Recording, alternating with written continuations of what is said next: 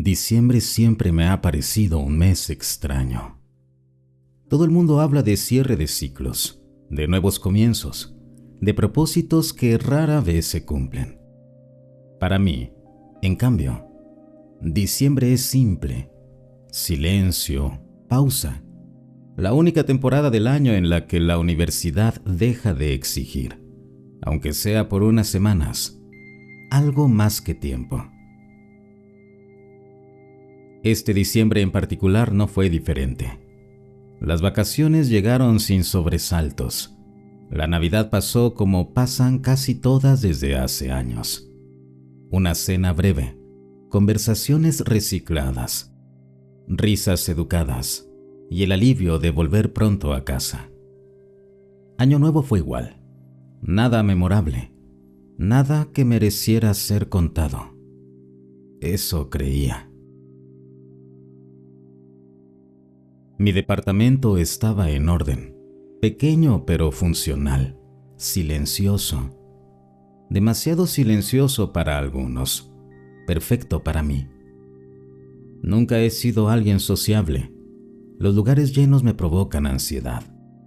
Una sensación física difícil de explicar, como si el aire se volviera espeso. Por eso prefiero quedarme en casa, leer, escuchar música, trabajar sin interrupciones. Mis gatas son mis únicas compañeras constantes. Ellas también parecen disfrutar esa vida cerrada, sin mundo exterior. Durante esos días me sentía cansado, no enfermo ni deprimido, solo cansado. Lo atribuía a lo de siempre. Años de trabajo académico, horas frente a la computadora, presión constante por producir, evaluar y cumplir. Nada fuera de lo normal. Nada que no pudiera explicar con causas claras. Dormía bien y comía bien. No tenía preocupaciones reales. Aún así, algo no terminaba de encajar. Había mañanas en las que despertaba de mal humor sin motivo. Otras, una especie de fastidio leve pero persistente, como si algo me incomodara sin razón concreta. Pensé que era estrés residual. El cuerpo tarda en entender que el descanso ya llegó. Jamás consideré otra explicación. Nunca he creído en energías, presencias ni nada parecido. Me dedico a la física. Mi formación me enseñó a desconfiar de todo lo que no se pueda medir, repetir o demostrar. Para mí, lo paranormal siempre fue entretenimiento. Historias interesantes, nada más. Relatos para pasar el rato, no para tomarlos en serio.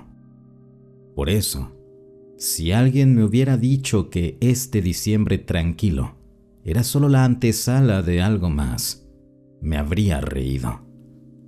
Porque así funcionan las cosas, supongo. Cuando todo parece en calma, uno baja la guardia. Unos días después de Navidad, 2 amigos vinieron a mi departamento. Nada planeado con anticipación, nada especial. Una reunión simple, de esas que se dan porque sí. Él y ella. Los conozco desde hace años. No somos de vernos seguido, pero cuando pasa, todo fluye con naturalidad.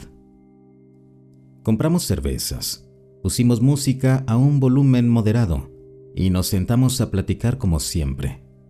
Trabajo, anécdotas viejas, chismes ajenos que no afectan a nadie. Nada profundo, nada intenso, solo matar el tiempo. En algún punto, sin que nadie lo forzara, la conversación giró hacia lo paranormal. Siempre pasa.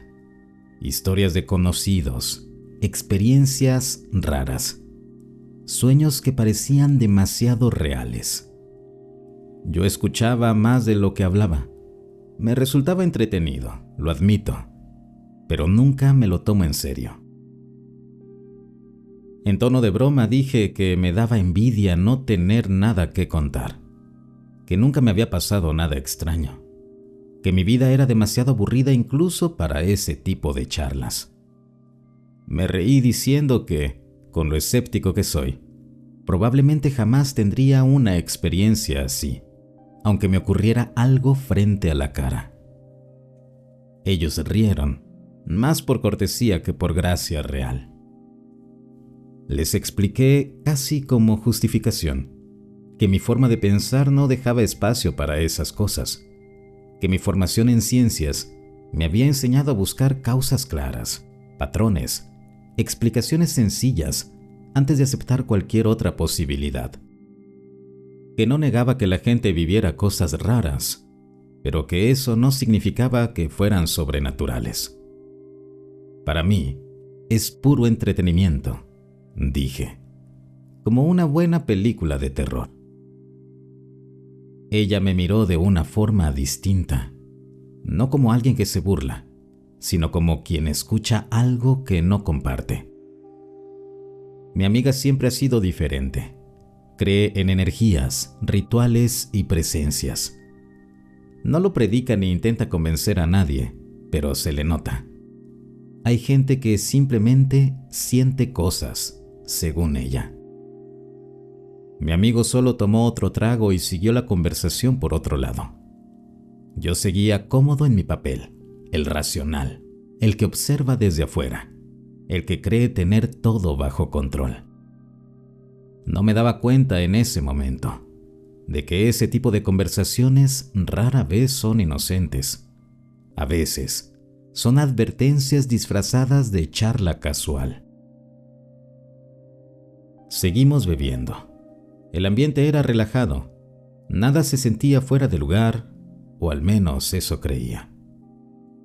Fue ella la que, sin cambiar el tono de voz, soltó la frase que hizo que todo se moviera apenas 1 centímetro fuera de su sitio.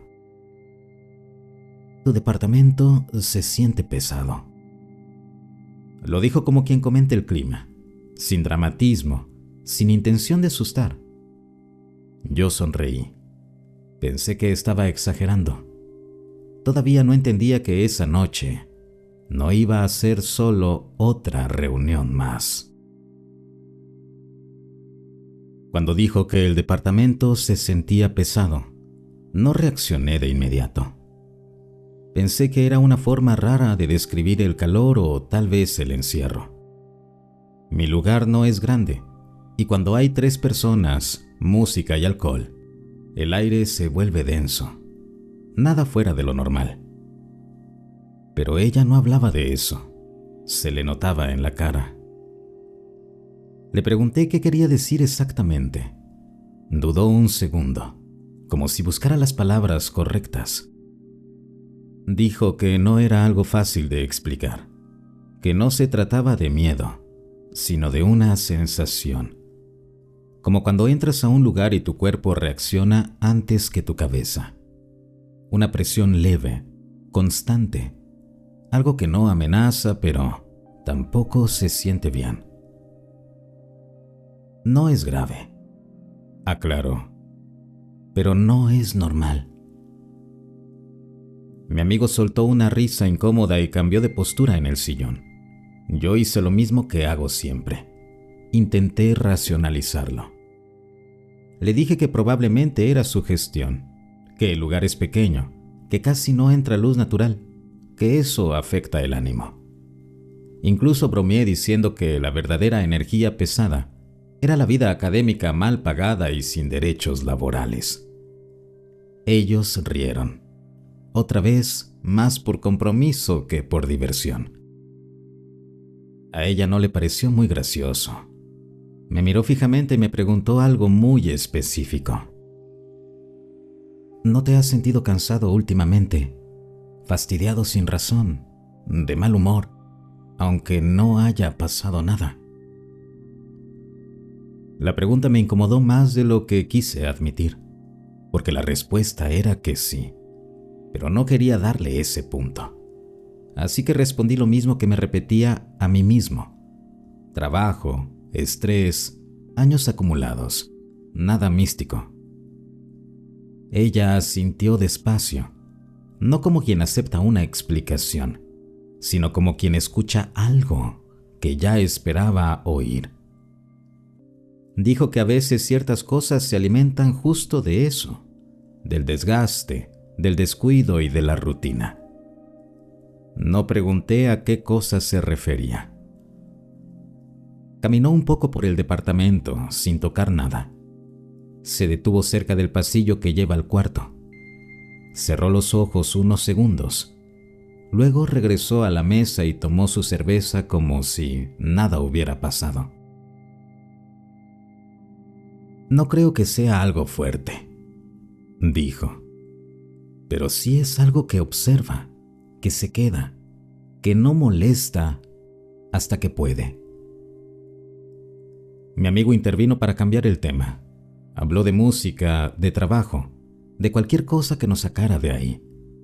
Yo lo agradecí. No me gusta sentir que no entiendo algo. Seguimos la noche como si nada. Más risas, más alcohol, conversaciones dispersas. A simple vista, todo volvió a la normalidad. Pero desde ese momento, empecé a notar el silencio de mi departamento de otra forma, como si ya no fuera solo silencio, como si algo más estuviera escuchando. Y lo peor es que seguía sin creer en nada de eso. Después de que se fueron, el departamento volvió a su estado habitual. Silencio, luces bajas, el sonido lejano de la ciudad filtrándose por la ventana. Nada extraño, nada fuera de lugar. Aún así, esa noche me costó más trabajo dormir. No fue insomnio ni ansiedad. Simplemente me sentía incómodo en mi propio espacio, como si algo hubiera cambiado sin que pudiera señalar qué. Me moví varias veces en la cama, revisé el celular, apagué y encendí la lámpara. Al final me dormí por puro cansancio.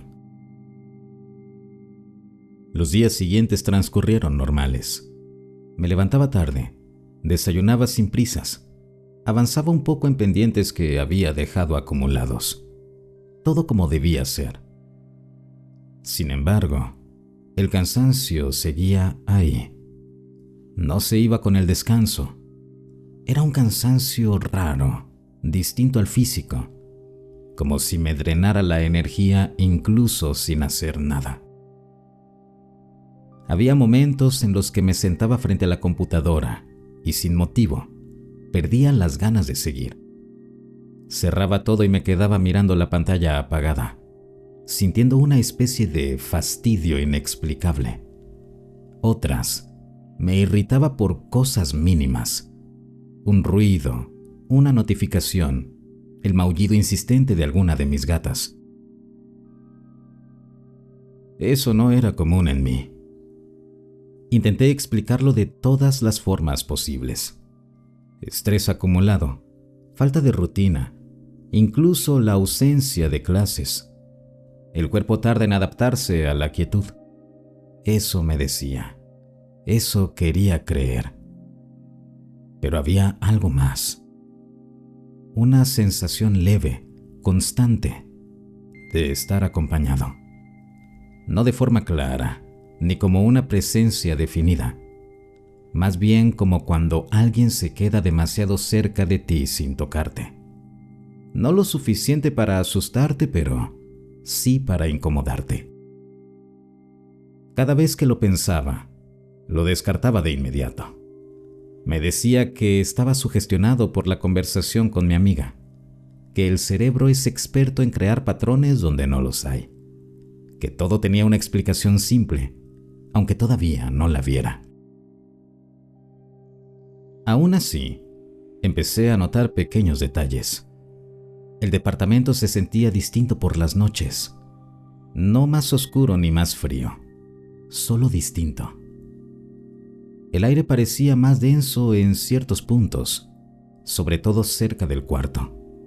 Nada que pudiera medir, nada que pudiera demostrar. Mis gatas seguían comportándose normal. Comían, dormían y jugaban entre ellas. Eso me tranquilizaba. Los animales siempre reaccionan primero, pensé. Si ellas estaban bien, yo también debía estarlo. Hubo una noche en la que desperté con la sensación de haber olvidado algo importante.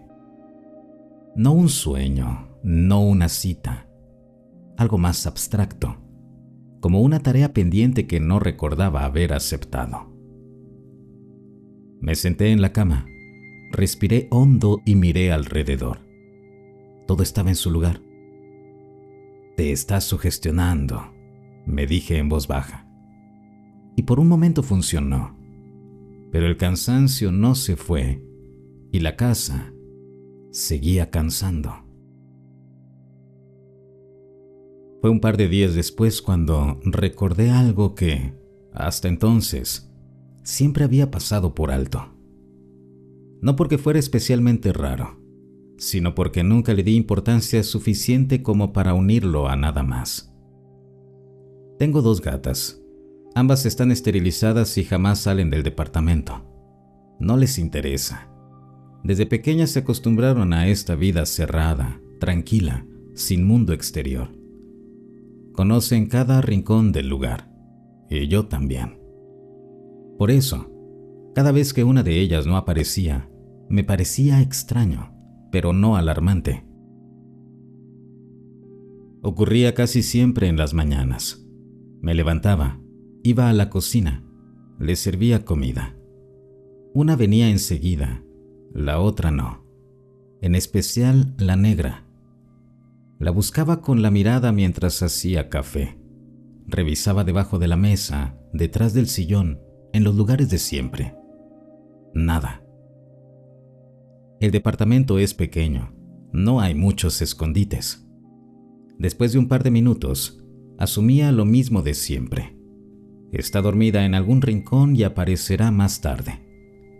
Yo iba con prisa, así que no insistía. Me iba a hacer mis cosas y dejaba el asunto ahí. Lo curioso es que esto no pasaba seguido, tal vez un par de veces al año. Lo suficiente como para notarlo, pero no tanto como para preocuparme. Una anomalía menor, pensaba, nada más. Siempre que regresaba por la tarde o noche, la gata ya estaba ahí, caminando con normalidad, pidiendo comida, buscándome para que la cargara. Nunca parecía asustada, nunca lastimada, nada fuera de lo común. La primera vez que noté el olor fue completamente por accidente. La levanté en brazos y sentí algo distinto. Un aroma suave, agradable. No a suciedad ni a comida. Tampoco a detergente o suavizante que pudiera impregnarse en ella en caso de que estuviera escondida entre la ropa limpia. Era un olor cálido, dulce, claramente perfume. Perfume de mujer. Al principio pensé que estaba imaginándolo. Me acerqué más, olí su pelaje. Ahí estaba. No intenso, pero presente. Como si alguien perfumado la hubiera tenido en brazos durante un rato. Revisé sábanas, ropa limpia, toallas. Nada olía así. Nadie más entraba al departamento. Yo no usaba ese tipo de fragancias. Y aún así, el olor estaba ahí. Lo atribuí a cualquier cosa, al ambiente, a una coincidencia química absurda. Me reí de mí mismo y lo olvidé. Hasta que volvió a pasar. Y luego otra vez. Siempre igual. La desaparición breve. El regreso tranquilo. El perfume. Nunca quise pensar más allá de eso. Nunca lo conecté con el cansancio, ni con la conversación, ni con la sensación de estar acompañado. Hasta que esa noche se lo conté a mi amiga y vi cómo su expresión cambiaba por completo. Cuando terminé de contarle lo de la gata, el ambiente cambió. No de forma brusca, pero sí evidente. Mi amiga dejó su bebida sobre la mesa y me miró como si acabara de decir algo que no debía decirse en voz alta. Me preguntó detalles. ¿Cuándo pasaba? ¿Cada cuánto? Si la gata regresaba asustada, si el olor era siempre el mismo. Yo respondí con honestidad, aunque seguía sintiéndome un poco ridículo por estar hablando de eso. Le dije que no era frecuente, que solo ocurría un par de veces al año, que la gata nunca mostraba señales de estrés, que el olor era siempre igual, perfume femenino, suave, nada invasivo. Asintió despacio, demasiado despacio. Eso no es algo común, dijo al final, y no es poca cosa. Le pedí que no exagerara, que seguramente había una explicación simple, algún producto, alguna reacción rara en el ambiente. Ella negó con la cabeza. Me explicó, con palabras simples, que los animales no desaparecen así sin razón, que cuando algo interactúa con ellos sin dejar señales físicas, lo importante no es el contacto, sino la intención. Me dijo que, sin más información, no podía asegurar nada, que podía ser algo benigno o algo que solo se hace pasar por ello. Eso me incomodó. Quise saber a qué se refería. Me habló de presencias que se manifiestan de formas sutiles, que no buscan asustar, que prefieren pasar desapercibidas, que observan, que prueban límites, que el perfume, en muchos casos, no es un detalle menor, sino una firma, una forma de dejar claro que estuvieron ahí. Yo escuchaba, pero no aceptaba. Sentía que estaba cruzando una línea que no quería cruzar. Le dije que no veía la necesidad de preocuparme por algo que apenas ocurría, que si fuera importante, pasaría más seguido. Ella no estuvo de acuerdo. Las cosas que actúan poco suelen hacerlo con más cuidado, dijo. No necesitan repetirse para marcar presencia. Me habló entonces de protección, no de rezos ni de símbolos religiosos, sino de algo más simple. Un vaso con agua junto a la cama cada noche. Dentro, un ingrediente más que no recuerdo bien, sal o algo así. En ese momento no le presté demasiada atención. Sonaba a ritual, y los rituales para mí eran solo superstición. Le dije que no se preocupara, que estaba bien, que no había pasado nada malo. Sonreí para cerrar el tema. Ella sonrió de vuelta. Solo ten cuidado, me dijo. No todo lo que se acerca quiere hacer daño. A veces, solo quiere permiso. La frase quedó flotando unos segundos, incómoda. Luego mi amigo intervino. Bromeó un poco, puso algo de música, y esa noche siguió su curso. Yo pensé que eso no era más que una plática casual, historias adornadas, interpretaciones exageradas. Nunca puse el vaso con agua, nunca hice nada para protegerme. Y sin saberlo, seguí exactamente con la vida que algo o alguien parecía estar esperando que llevara. Después de esa noche no volví a pensar mucho en lo que mi amiga dijo, o al menos eso es lo que me repetía. La verdad es que algunas frases se me quedaron atoradas, dando vueltas en momentos inesperados, sobre todo esa última. No todo lo que se acerca quiere hacer daño, a veces solo quiere permiso. Me parecía absurda, demasiado vaga, demasiado abierta a interpretaciones. Justo el tipo de frase que no dice nada concreto y por eso parece profunda. Eso pensaba. Los días siguientes transcurrieron sin incidentes claros. Ninguna desaparición de la gata, ningún olor extraño, ninguna sensación más intensa que el cansancio habitual. Eso reforzó mi idea de que todo había sido sugestión, una conversación fuera de lugar en el momento equivocado. En algún punto, incluso me burlé mentalmente del ritual del vaso con agua. Me imaginaba levantándome de madrugada, viendo el vaso ahí, inmóvil, y preguntándome qué se suponía que debía pasar. Que el agua se enturbiara, que algo apareciera reflejado. Nada de eso tenía sentido para mí. Aún así, hubo noches en las que, justo antes de dormir, pensé en hacerlo. No por miedo, sino por curiosidad, como quien prueba algo solo para comprobar que no funciona. Pero siempre lo descartaba. Me decía que no necesitaba ese tipo de cosas, que darle importancia era darle poder. Dormía con la puerta del cuarto abierta, como siempre. Las gatas entraban y salían cuando querían. El departamento seguía igual, silencioso y familiar. Lo que sí cambió fue mi atención. Empecé a notar más mis estados de ánimo, mis reacciones. Me observaba con cierta distancia, como si buscara pruebas de algo que no quería encontrar. Eso, irónicamente, me agotaba más. Hubo una noche en la que desperté de golpe, sin razón aparente. No había ruidos, no había sueños claros, solo la sensación de haber sido interrumpido. Miré el reloj.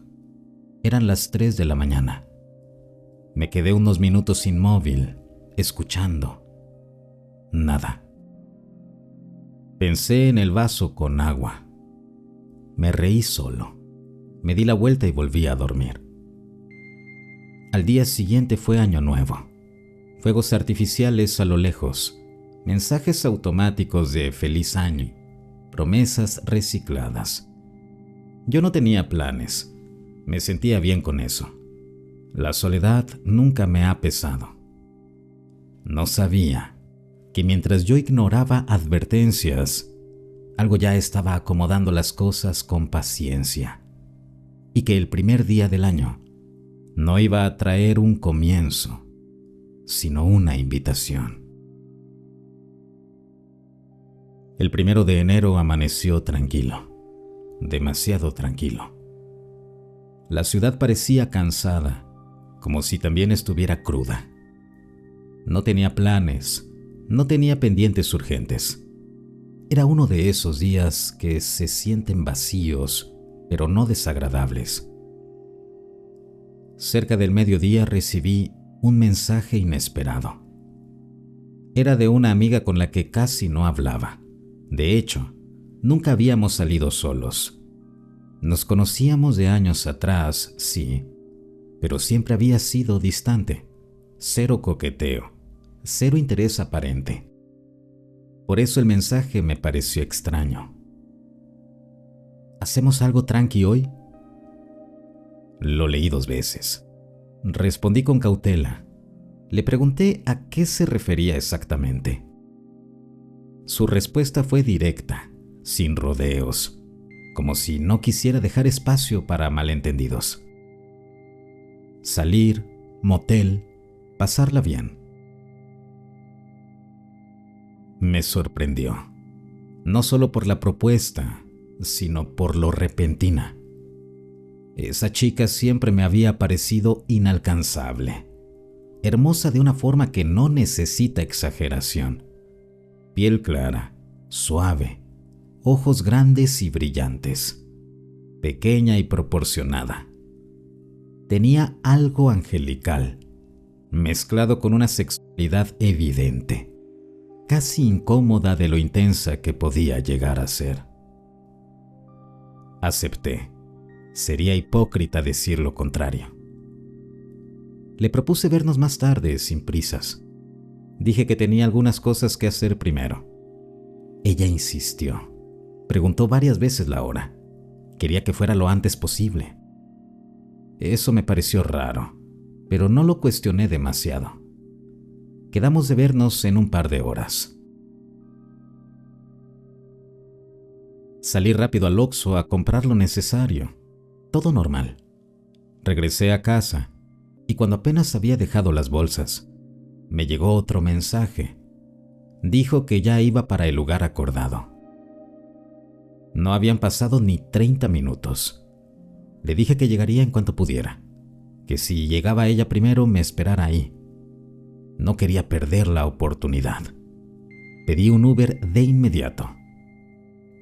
Mientras esperaba, sentí algo extraño. No era emoción ni nervios. Era más bien una especie de urgencia que no parecía mía, como si estuviera respondiendo a un ritmo que no había marcado yo. Subí al coche y respiré hondo. Me dije que estaba exagerando, que solo era deseo, año nuevo, coincidencias.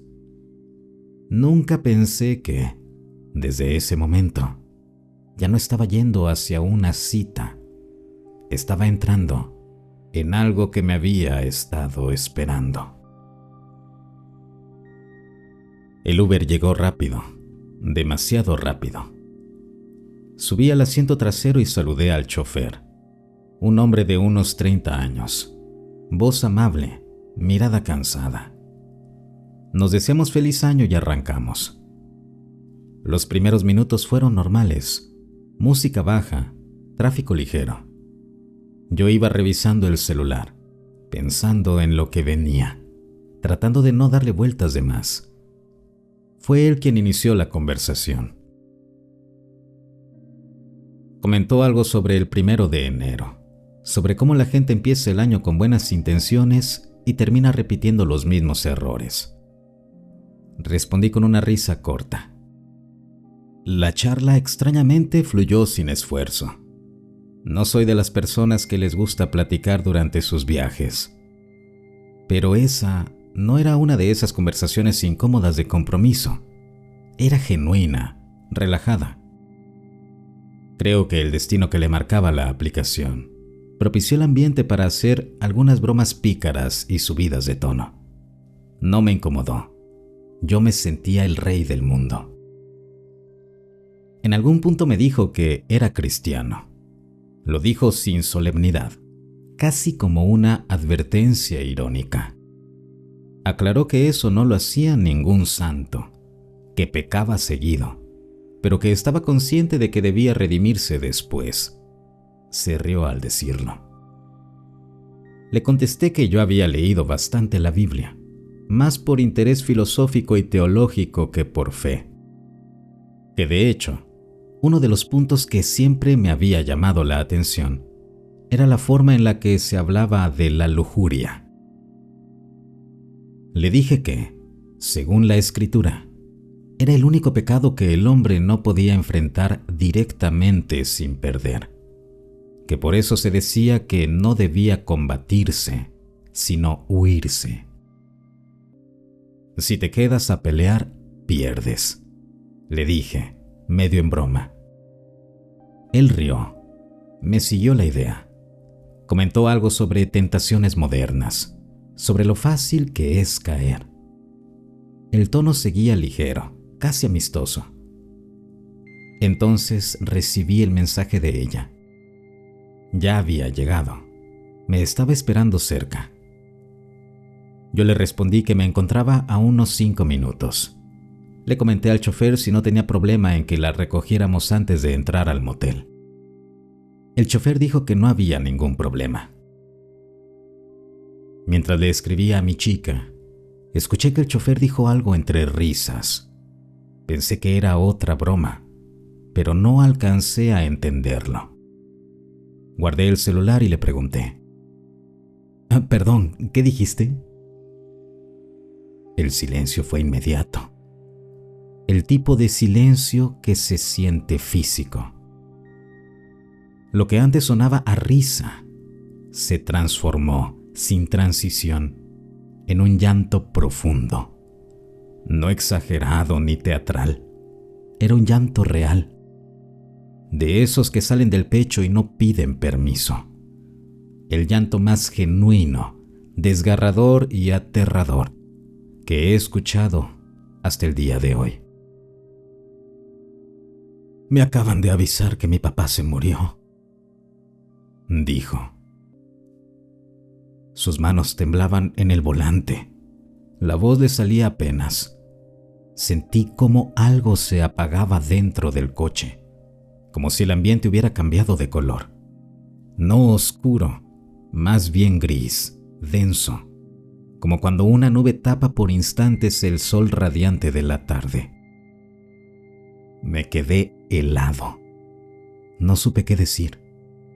Intenté reaccionar, ofrecer palabras de consuelo, hablarle de su familia, de Dios, de lo que fuera.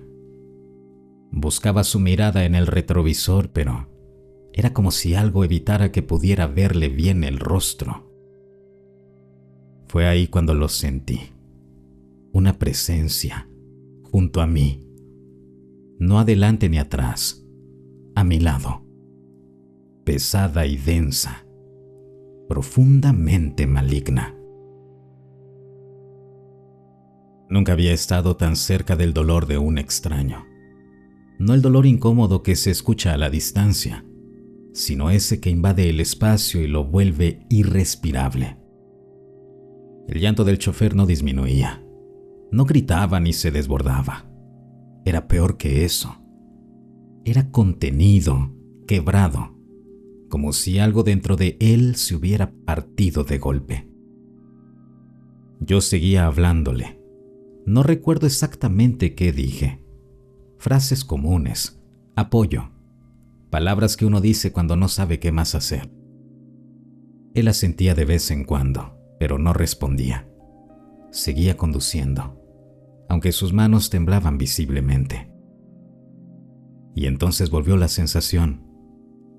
No fue miedo, no en el sentido clásico, fue certeza. La certeza de que no estaba solo en el asiento trasero. Algo estaba ahí conmigo. No podía verlo, pero lo sentía con una claridad incómoda, como si compartiera el espacio justo donde mi cuerpo terminaba. No intenté moverme, no miré hacia ningún lado. Me quedé rígido, respirando despacio, tratando de no llamar la atención de lo que fuera que estaba ahí. Le dije al chofer que si quería, podía terminar el viaje, que ya no estaba lejos, que yo podía caminar. Él negó con la cabeza. No, yo lo llevo, dijo. No hay problema. Su voz ya no sonaba igual. No era solo tristeza.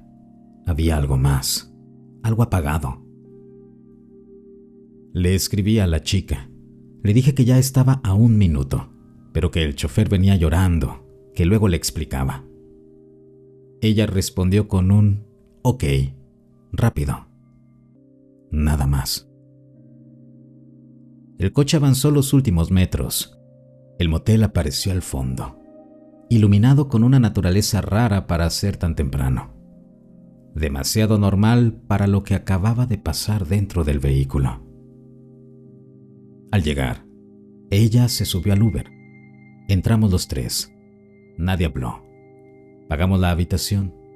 Todo se dio con una facilidad casi insultante.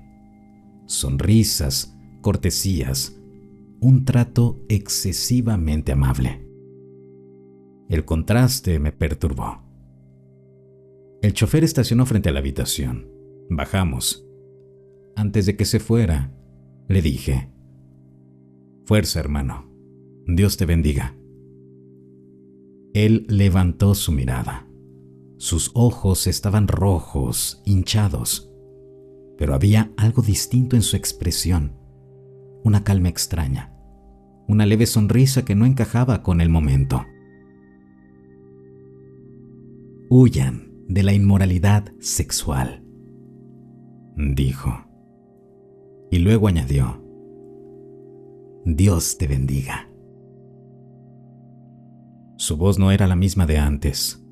Sonaba más firme, más antigua, como si quien hablara ya no fuera el hombre que minutos antes lloraba por su padre. El coche se fue. Me quedé ahí, con la sensación de haber sido observado y reconocido. Justo antes de entrar a la habitación, intenté explicarle a ella lo que acababa de pasar. Le hablé del chofer, de la llamada, del llanto. Mientras hablaba, sentí algo extraño en la mano. Miré la lata de Pepsi que había comprado en el Oxxo y que aún sostenía. Tenía un pequeño orificio en el aluminio, exactamente donde apoyaba el pulgar. No era un golpe ni una fisura. Parecía como si el metal se hubiera derretido apenas en ese punto. Sentí un ardor leve pero constante. Le dije a ella que me quemaba un poco, pero no le di importancia. La lata estaba cerrada cuando la compré. No tenía sentido pensar que eso ya estuviera ahí antes. Entramos. La habitación no era la que había pedido. Había jacuzzi, iluminación tenue. Todo se sentía exageradamente cómodo. Demasiado. Llamé a recepción para aclararlo. Me dijeron que estaba bien, que era una cortesía de Año Nuevo, que además las bebidas estarían a mitad de precio durante la estancia. Colgué sin discutir. Nada parecía casual, pero todo parecía conveniente. Mientras ella se acomodaba, intenté volver a sacar el tema del chofer. Quise hablar de lo raro que había sido todo. Ella no mostró mucho interés. Respondía con monosílabos, acercándose cada vez más. Su atención estaba en otra cosa, en mí, en lo que iba a pasar. Y yo cedí. El resto de la noche fue borroso, no porque no lo recuerde, sino porque dejé de pensar, me dejé llevar. El cansancio, la conversación, la presencia, todo quedó atrás. Solo existía el momento, el deseo, la distracción perfecta, lujuria.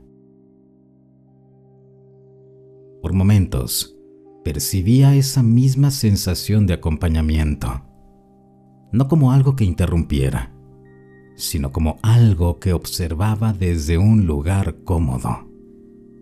No me detuvo, no me incomodó.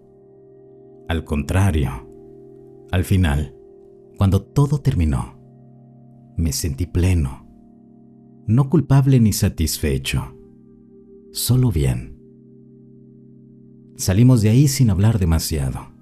Todo volvió a su ritmo normal con una facilidad inquietante, como si nada importante hubiera ocurrido. Esa noche dormí profundo, y fue justo por eso que no noté que algo ya había tomado lo que vino a buscar.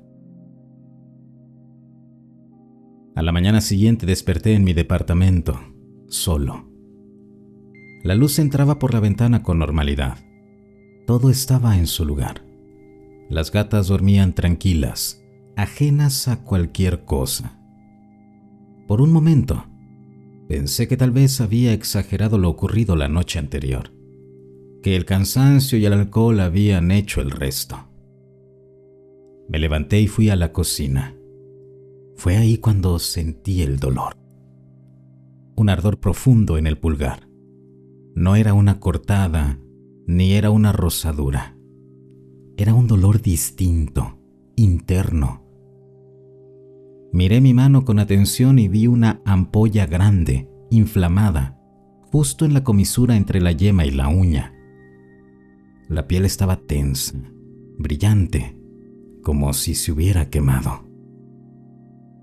No recordaba haberme lastimado. Intenté reconstruir mentalmente el día anterior. Nada. Ningún objeto caliente. Ningún accidente. Hasta que recordé la lata de Pepsi, el pequeño orificio, el ardor leve que ignoré en mi pulgar. En ese momento lo entendí.